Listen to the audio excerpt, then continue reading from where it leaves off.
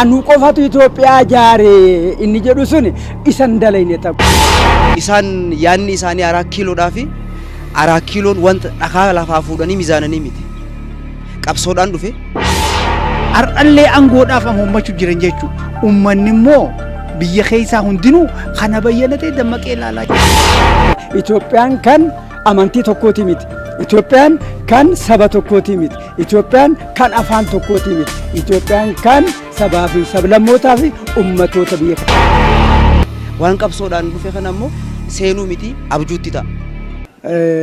Amma yeroon amma keessa jirru kuni yeroon jaarraa 21ffaati malee jaarraa 19ffaa keessa jiru. Dhuma jaarraa 21ffaa keessa jira. Har'a tana finxaleeyyonni naannoo Amaaraadhaa keessatti jeequmsa uumaa jiran kuni dhuma jaarraa 21ffaa keessa ta'anii akka jalqaba jaarraa 19ffaatti yaadutti jiran. Kun immoo gonkumaa waan hin taane jechaadha.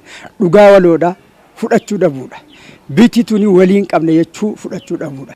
Ifi isaaniiti yaaduu malee yookaan nuti olaantummaa qaba jechuudha yaaduudha malee olaantummaa yookaan walqixxummaa biyyaa waliin jiraannaa takka qabnaa takkittii sana immoo waliin ijaarraa jechuu sana yaadutti hin jiranii jechuudha.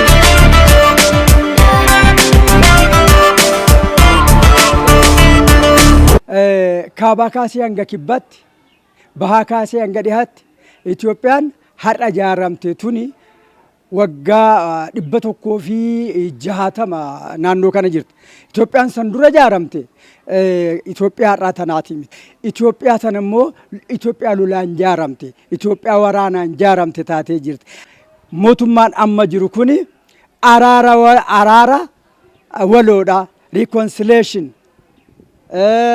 marii biyyoolessaa waliigaltee biyyoolessaa tokkummaadhaan Itoophiyaa har'a tana boru jaarraa Itoophiyaa boruuf nu taatu jaarraa jechuudhaan sochii keessa jira jechuudha. Warra har'a tana immoo finxaleeyyiin har'a tana immoo naannoo Amaaraa keessa soso'aa jiran kun maal jechuutti jiranii lakki isanii miti ishii duratti isanitti deebisnee ishii duraanii isaniin jiraannaa jaarraa 29ffaa keessa 19ffaa keessa jiraannaa jedhanii yaadaati jiran. No kun hin ta'u. Humni finxaleeyyii yeroo ammaa kanatti biyya keenya keessatti aangoo faayidaa dhuunfaadhaaf ana malee jedhanii haalli jeequmsa biyya keenya irratti gaggeessuudhaaf isaan yaalan tokkoffaa biyya keenyaas hin fayyadu. Jeequmsi biyya keenya kanaan dura keessa turtellee dhimma faayidaa dhuunfaatiin wal qabatee biyya keenya ka facaasuu fi kan diigu ta'uu isaati. Itoophiyaan immoo biyya sabaaf sablammootaa waan taateef biyya kabajaa fi jaalalaan jiraatanii malee biyya itti wal jeeqanii biyya diiganii itti jiraatanillee akka hin taane asiin dura agarsiistuun kan jiru ta'uu isaati jechuudha. Kanarraa ka'uudhaan jawwisaan amma yeroo ammaa kanatti faayidaa dhuunfaadhaaf Itoophiyaa jeequudhaaf osoo hin ta'in ta'e jedheetu waraana biyyattii maqaa minishaa gandaatiin yaamuun mataan isaatu tuffiin inni biyya teenyaa fi waraana keenyaaf qabu ta'uu isaati jechuudha. Kana jechuun maal jechuudha? Faayidaan dhuunfaa gaafa kan kiyya qofa jettee kaate kan namaa gaafa sitti hin mul'anne kan keetirra dhaabattee kan namaan mirkeeffachuu hin dandeessu waan ta'eef faayidaan dhuunfaa kan namaa ni caalaa kiyya qofa dhageettii kiyya qofan barbaadaa karaa jedhu saniin haasa'uu barbaadanitti jechuudha. Kuni Itoophiyaa keessatti hin danda'amu. Yeroo ammaa kanatti immoo yeroo ammaa kanatti Itoophiyaan biyya sabaaf sablammoonni keessatti jiraatan jaalalaan wal fuudhanii waliin jireenyaa fi walirra horanii iddoo jiraatanii malee sabni tokko qoftiin yookaan warri faayidaa dhuunfaadhaaf qoftiin sossoo'u Itoophiyaa keessatti bakka jiraatanii miti. Kanaaf jeequmsi isaan taasisan olaantummaan seeraa kabajamuu qabaa qofa osoo hin ta'in tarkaanfiin qixa sirriidhaan irra deebi'ee kana booda Itoophiyaa keessatti akka hin kaanetti tarkaanfiin qixa sirriidhaan irratti fudhatamuu qaba. Haala yeroo ammaa tanaa kana yoo ilaallee jawwisa osoo biyyan jiisne isa jiisuu qabnaan jedhan dura dursoo. Tarkaanfiin mootummaa yeroo ammaan tanaa fudhataa jiru kan sirriiti. Kuni tooftaa adda addaatiin deemaa turan. Hogguu takka mana beeta kiristaana seenanii amantii waliin buusuudhaan ol aantummaa amantiin tokko warra deemaa turan afaan tokko warra kan deemaa turan saba tokko ol aantummaa saba tokko kan garsiisanii jechuudha. Ammoo isaan sabaa odoon ta'in warra waa takka yaadne jechuudha. Saba gartee naannoo Amaaraa kan naannoo biraa keessa jiraniifillee nama yaadin jechuudha. Warra garaa isaaniitii fi anguma isaaniitii jecha yaadu jechuudha. Ar'allee aangoodhaaf ammachuu jiran jechuudha. Uummanni immoo biyya keessaa hundinuu kana bayyanatee dammaqee ilaalaa jira. Isaan kanallee arkan. Ammallee uummanni kun yaadni isaanii baay'ee duubatti hafaa jira. Kanaafuu mootummaan namoota kanaatiin biyya waliin dha'uudhaan aangoo fudhachuudha. Ka'umsi keenya Amaaraa bakki geenyu kiiloo 4 kun waan hin taane. Kanaafuu tarkaanfii mootummaan fudhataa jiru sirriidha. Finxaaleeyyiin yoo haqa qabaatan haqa qaban karaa suduudaatiin karaa sirrii ta'een gaafachuudha qaban malee raayyaa ittisa biyyaa kaleessa nu keessaa bahee jaaramee hunda jechuudha. Raayyaan hundarraa jaarame saba tokkoo miti saba lamaa miti.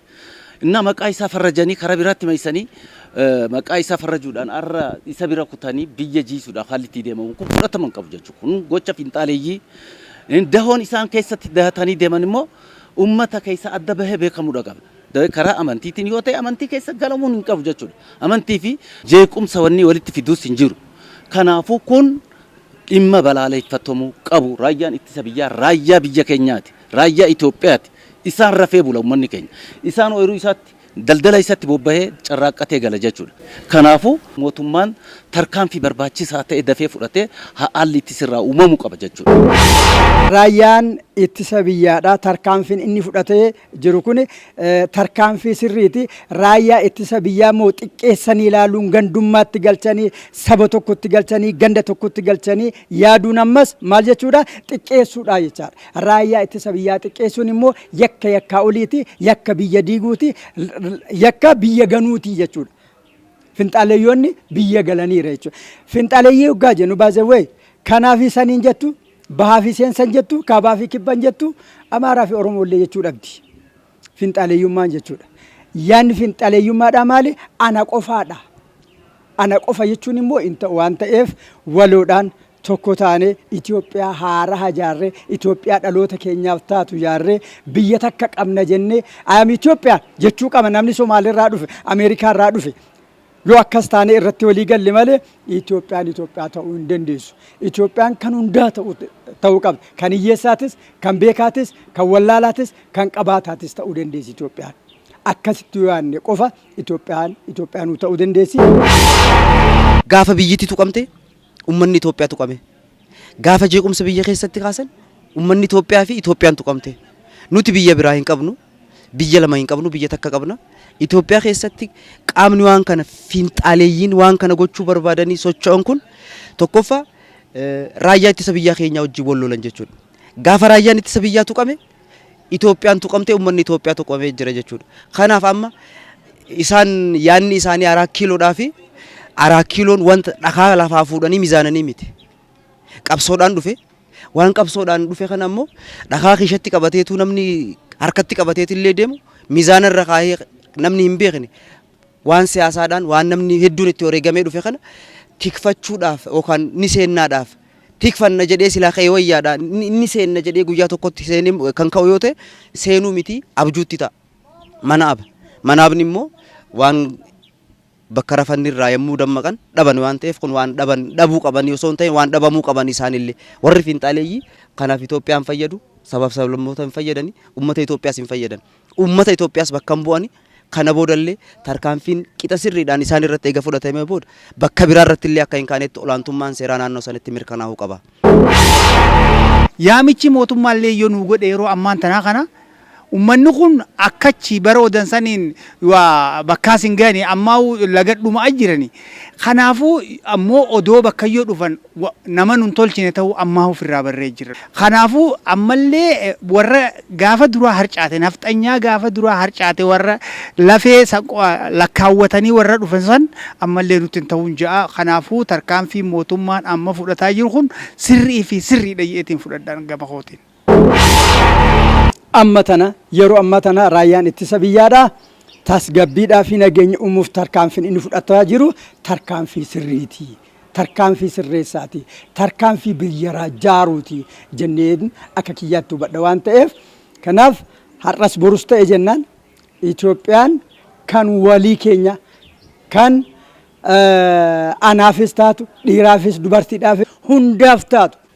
Malee Itoophiyaan anu qofatu Itoophiyaa jaare inni jedhu sun isan dalayne tako Itoophiyaan kan amantii tokkooti miti Itoophiyaan kan saba tokkooti miti. Itoophiyaan kan afaan tokkooti miti. Itoophiyaan kan sabaa fi sablammootaa fi ummatoota biyya kana keessa jiraniiti jechaadha. Akkasittiin amanaanii akkasitti yoo fudhanne Itoophiyaan tan hunda keenyaati. Yoo kana ta'uu baate immoo warri finxaaleeyyoonni badaniiti warri keenya jedhan itti jiraachuudhaan malanii jechuudha. Hin ta'ammoo sun ta'uu baate. Kanaaf akka kiyyaatti ejjennoon ani qabus yaanni anis qabus Itoophiyaan takka biyya takka qabaachuu qabna, biyya takka ijaaruu qabna, hundi keenya immoo karratti walii galu. Lafee isaa kenna, lubbuu isaa kenna, wareegamuutu jira. Inni kun maal inni Itoophiyaadhaaf bahe uummata Itoophiyaa tiksaa Itoophiyaa keessatti jiraachuu jechuudha. Itoophiyaa ta'a deebi'ee. Itoophiyaa keessatti jeequmsi akka hin jiraanne olaantummaan seeraa kabajamuu akka danda'uuf bakka jeequmsi jiru hundattuu tarkaanfii waraanni keenya fudhatuuf deeggarsa qaama barbaachisu hundaa fi gama hundaanuu raayyaa ittisa biyyaa keenya maddii ni dhaabanna. Raayyaa ittisa biyyaa maddii dhaabachuun keenya maaliin ifaa tokkummaadhaan kaaneeti uummata keenyaan wal kakaafne raayyaa maddii dhaabachuun dirqamaa fi barbaachisaadha. Olaantummaan seeraatis raayyaan fudhatu ka uummata Itoophiyaati malee ka raayyaa qofaa miti. Ka Itoophiyaati illeedha. Olaantummaan seeraa karaa hundaanuu raayyaan fudhatu san nutis cinaa dhaabanne kan utubnuuf ta'a jechuudha. Raayyaa ittisa biyyaa bar itti iyyatanii yaammachaatis turanii. Deebi'anii hogguu isaan raayyaa ittisa biyyaa isaanii dirmatee waan takka godhaa ture duubaayis waan godhan isa duuba deebi'anii isaan kan akkana goone yachaa itti dhaaddachaa turan. Deebi'anii har'a immoo maqaa balleessuudhaan waan adda addaa godhaa jira. Kun immoo tooftaa ittiin isaan jala deemanii meeshaa adda addaa horuudhaan hogguu raayyaa itti qaama kiyya je'ee fudhatee ifi dhaleessee fakkaatanii jiraatanii isaan kheyrii uffatanii sharrii keessa yaadan san hin deemmachaa turan jechuudha. Kana warra qabsoo dura dhaabbatee gufuu guddina biyya teenyaa ta'e kana dhabamsiisu jechuudha. Raayyaan ittisa biyyaadhaa utubaa biyyaati. Kaasmaa biyyaati. Biyya jechuun raayyaa sani. Itoophiyaa hoggaa jennu raayyaa keessa jira. Itoophiyaan raayyaa keessa jira Itoophiyaa guutuun. Raayyaan kan hundaati. Kan sabaa fi sablammootaati. Raayyaan ittisa biyyaadha. Kanaaf humna biyyaati jechuudha. Raayyaan ittisa biyyaa goda inni seene isa wajjin seenne qabeenyaanis beekumsaanis humnaanis waan qabnuun isa cinaa dhaabbanne finxaaleeyyummaa biyya keenyaatirraa gadi buusnee lafa buusnee awwaallee qabrii isaaniitirratti Itoophiyaa boruu hundaaf taatu hin jaarraan jedhaan.